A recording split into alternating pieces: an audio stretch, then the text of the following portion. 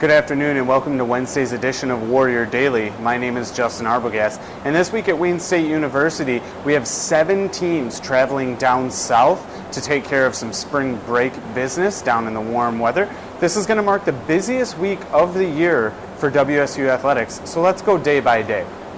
Starting off today, we have basketball. It's going to compete in the GLIAC quarterfinals, men versus Lake Superior at 6 p.m., with the women tipping off at 8 p.m. Students get in free with their one card. Those games will both be held here in the Mathi. Swimming looks to contend at nationals in Birmingham, Alabama. The women look to defend their national title of a year ago. Overall, WSU sent 27 swimmers and divers to the national meet. On Thursday, tennis makes their southern swing down in Florida. The men and women will face off against Southern New Hampshire, while the swimming and diving teams will continue competition at day 2 of the national meet. Friday, baseball opens play in the Russ Matt Invite down in Florida as well, as they take on Notre Dame College in doubleheader action. The Warriors are 2-1 on the year and are looking for a strong road trip. The tennis squads team up against St. Leo University at 2 p.m. Swimming and diving looks to have built a lead in their 3rd day of competition at nationals, and the women's track and field team heads to South Carolina for the Coastal Carolina Invite in their first outdoor meet ever. Saturday, the tennis teams take on Montana State University at Billings at 9 a.m.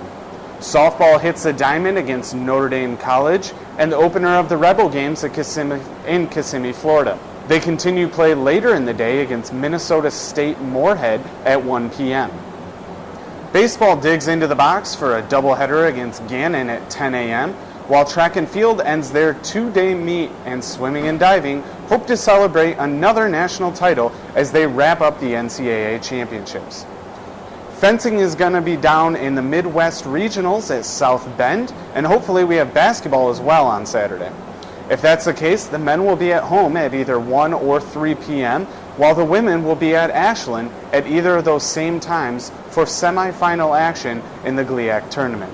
Sunday, the baseball team will be playing its 5th game in 3 days as they take on Winona State at 11 a.m. Softball will be facing off against Adelphi at 9 a.m. and then again against Augustana out of South Dakota at 11. Fencing will wrap up the Midwest Regionals, and we hope to have the basketball teams competing in the finals of the GLIAC tournament. Those championship games will be played at 2 p.m., so stay tuned to WSU Athletics for all the details. The NCAA will also be hosting its NCAA Tournament Selection Show for basketball. You can find that over at ncaa.com, with both the men and women having a shot of making it into that tournament. Monday, tennis squares off with Florida Southern College on the men's and women's side at 3 p.m. Softball has a doubleheader against Flagler College for its 6th game in 3 days. Baseball is going to wrap up Monday action against Tampa at 6 p.m.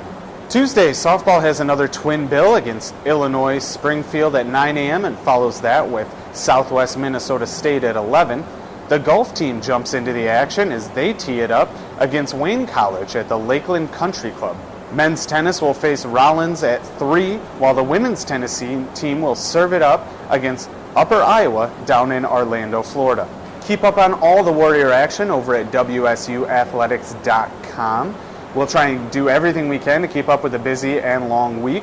You can also follow us on Twitter as well as Facebook, where you can stay up to the second with all things Warrior Athletics. That's going to do it for Wednesday's edition of Warrior Daily. My name is Justin Arbogast.